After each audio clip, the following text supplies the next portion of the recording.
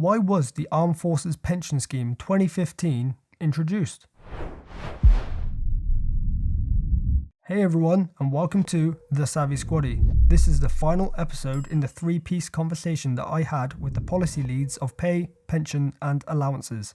Many people are disappointed with the AFPS 15, but at the same time, many of these people don't understand the full range of benefits this scheme offers. Hopefully this conversation with James clears some of that up. I start off by asking him what his thoughts are on why people think the scheme is not very good. Yeah, and I understand there is a narrative out there about AFPS 15 being a bit rubbish, but it is still a valuable scheme. The issue we've got is the benefits are just not well understood. So the introduction of AFPS 15 followed recommendations of the Hutton Review, and this was a review intended to reduce the cost of public sector pensions. So that's everybody, the NHS, civil service, firefighters, police, so everybody. But it also had to ensure it remained attractive. And then also that key thing is representing value for money for the taxpayer. So all of the public sector pensions changed in 2015. The key change for the military was a move to career average earnings. So it's career average revalued earnings. And what that means is the pension scheme provides pension benefits directly proportionate to the pensionable earnings in a career. So for some people, this will make them better off. Because of the relatively high accrual rate of AFPS 15, this kind of scheme favours individuals who have a shorter career. We know, for example, we have a big outflow at about 6 years. So those individuals that serve a shorter career will often receive a pension that's worth about 6 or 7% more than on the previous schemes. So it's not all bad news. That's a really good to know. It's non-contributory, which is a big benefit, but some people then will come back to that saying, well, it's factored into our pay. What do you have to say to that? Yeah, AFPS is non-contributory. However, if you look at the cost of an individual, for example, so a private soldier who is receiving about £20,000 actually costs defence, when you look at their pension contributions, about £40,000, and that's with national insurance as well. So that gives you a feel for the type of money they have to contribute to the pension scheme to get those payments. So we're definitely better off than our other public sector counterparts, or by not having a non-contributory pension. Well, the value of our scheme is it is the gold-plated pension scheme across the public sector. So the MOD effectively pays 1/47th of your salary, so that's your basic pay and your X factor, into your pension pot each year. And that accrual rate, apart from the civil service, is the highest in the public sector. So what that effectively means is you get more money into your pot each year, which is good news. Where it's an issue is you don't see it going out of your wages, so people can't sort of factor in how much that costs. Other good things, you get the resettlement grant after 12 years, the early departure payment at the 20-year point, and if you're over 40, those are unique to defence, and you can't even buy equivalents of that in the private sector. So those elements of 15 make it really valuable and make it the best public sector scheme out there.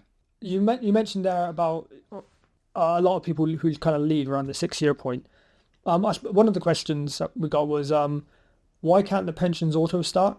And, because they have to apply for them at around just before state pension age, don't they, with the 15 scheme? So why can't they auto start? Yeah, if you leave service before you qualify for a pension, you get a deferred pension, which is taken now on the 15 scheme at state pension age.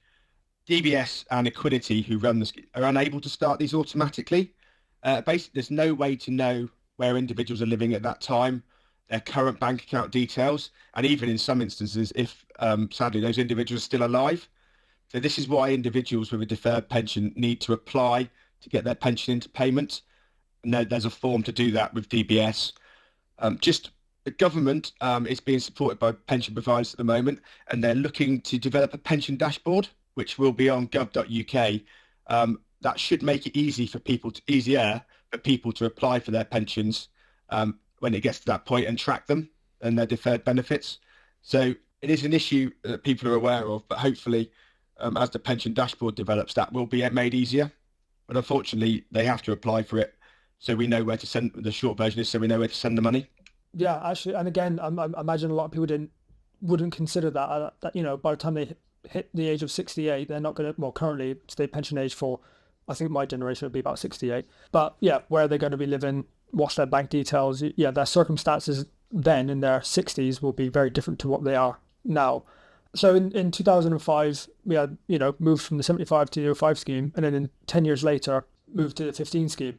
And there's going to be a rumour that in 2024, there's going to be another pension reform. Is that happening?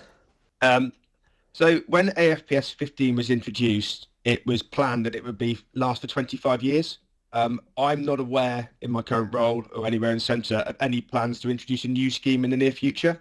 That said, changes to pensions in the future should never be ruled out as we look to align and modernise them. So, for example, when we moved from 75 to 05, that just amended some of the parts of 75 that were out of step. So 75 was very specific about it needing to be a spouse, whereas 05 moved it into the area of money could go to a long-term partner. So just little things like that, where they modernised the terms of the pension to bring it into line. So we shouldn't rule out any changes, but there is no plans at the moment to have a new scheme. That's good. I mean, that's good to hear. It's quite important, obviously, to educate everyone on actually how good the pension scheme really is, because it is fantastic in comparison to what is out there. But I suppose one of the reasons why people find it hard is it can be quite cryptic. I mean, I did the video I did, I think it was it was a while ago now, on the free pension schemes. That took me probably 3 or 4 weeks to make, as in doing all the research, because there's just so much to read and try to understand. So why is it so cryptic and confusing? Yeah, Cameron, I agree. It is very difficult. One of the first issues is for lots of serving personnel. There's 3 pension schemes actually running at the same time. So people can be a member of 75, 05 and 15, and some people are a member of all 3. And there's a reserve forces pension scheme out there, NRPS, so there's a couple of others in there as well. So the pension landscape, there is several different schemes with different benefits running. But the main thing is pension legislation, by its very nature, is really complex. So communicating some of that in simple language without losing the message is really difficult.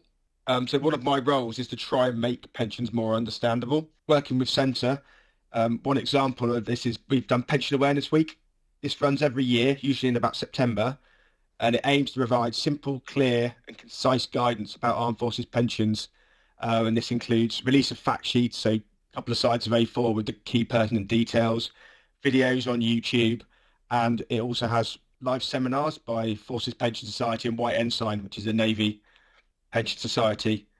Also, one of the recommendations of the Haythorne Threat Review is about communicating the value of the Armed Forces pension. And so over the next month, there'll be a series of focus groups across the 3 services to understand what the pension means to individuals in that 18 to 30 age group. And what we want to do is hear about the language that people respond to, how individuals would like to engage with pensions information, and more importantly, what turns them off. And then this information will inform our future pension communications. So it's all about trying to simplify something really complex without losing the message. Yeah, that's really important. And I suppose as well with the move to the AFPS 15, especially from with the prospective remedy as of the 1st of April 2022, now everyone, regardless of age, time served, is on the AFPS 15. But that also encompasses reserve personnel as well. So now there's one pension to rule them all sort of thing with the armed forces. Yeah, as I said, moving forward, it's going to be simpler because there is one pension scheme. But for the moment, you've got people with rights in the other ones, in various other pension schemes as well. And all of those pay their benefits at slightly different times. So it's just a really complex landscape to try and explain. Yeah, 100% agree. And I don't know about you, Cameron, but when I was 18, I wasn't really bothered about pensions either. That's definitely. It wasn't a thought in my mind. Yeah. It is, the AFPS 15 is great, and it is really good value, and you get a really good benefits from it, but it's just not understood, and that's what hopefully I'm hoping to correct. Yeah, definitely. Young people don't. I mean, why would they? Why would they think about another 50 years into their future? which is also what I'm trying to change because the best time to start is now. Kind of moving on with, on staying on the vein of pensions is, so the forecasts, people find them quite confusing. Is there moves to make them more easily understandable? You mentioned about the dashboard. I'm assuming that's one of them. Yeah, the dashboard is one, and that's across the public sector. That's a big one. Specifically for armed forces pensions, there's various means of obtaining a pension forecast.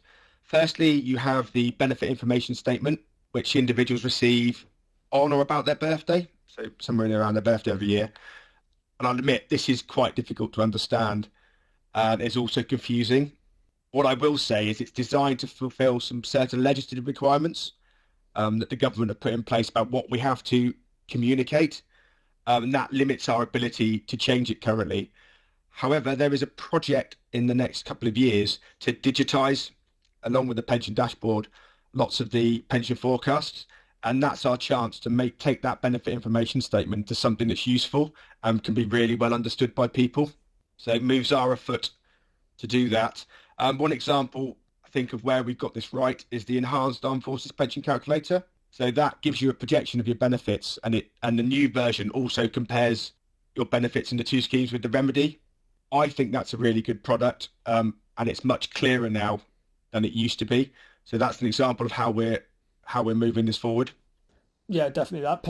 The enhanced pension calculator is great, and I've shown a lot of people who come in scope of the 2015 remedy.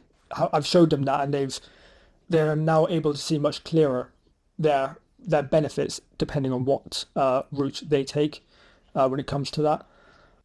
Yes, and it also now covers a much higher proportion of the armed forces than the previous one did. There's still some very niche groups out there that it doesn't quite cover yet, but work is always ongoing to get everyone included in that. Yeah, that's great to hear. We are now cut for time, so we're gonna have to stop it there. Hopefully we'll do some future episodes, but I just want to thank you all for taking the time out of your day to come and answer a bunch of questions that the audience has, and hopefully they've all gained some great value from what you've all said. Yeah, Cameron, can I just quickly echo that and thank you on behalf of the three of us for the opportunity to join you today. This is quite a new experience for us. It's very easy to be stuck in our ivory tower without the ability to speak to our people. So, hopefully it's been useful. It's been really useful for us to be able to try and communicate. As I said at the start, communication of some of our policies, is one of our key aims in our missions. Hopefully your viewers will appreciate that. We tried to be as honest and as open as we could be, explain things, explain why some things are the way they are. And sometimes, whilst there seems to be some easy wins, there may not be things we can potentially do too much about it. But hopefully as well, people understand that, we are trying to protect the offer. We are trying to make those marginal improvements where we can going forward and ultimately make life better for our people. Plead to keep that feedback and engagement going. It's really essential for us. The questions are really valuable because it helps us to understand the feeling of our people and where those improvements are that we can make going forward. And then I guess finally, I just want to thank you personally, having seen a lot of your content on social media channels, but all you do to help communicate things in a simple and concise manner. And I think you do a fantastic job, so keep it up. Thank you very much. Appreciate it. A bit of a shorter episode in comparison to the last. I only had around 90 minutes in total with the policy leads, and we tried to squeeze in as much as we possibly could, but we did run out of time. Hopefully these 3 episodes have provided value and some important context to the topics we discussed. We will look to do some more in the future, so please leave your comments below on how we can improve the format with your questions and suggestions. Thanks again to Ian, Will and James for taking the time to chat with me, but also for taking the leap and making a conscious effort to communicate via external means. The internet can be useful, but the people who will benefit the most from what has been said don't scour internal comms. Thank you all for watching. If you liked what you just saw, please hit the subscribe button up there, and if you want to see some more videos, click over there. See you soon.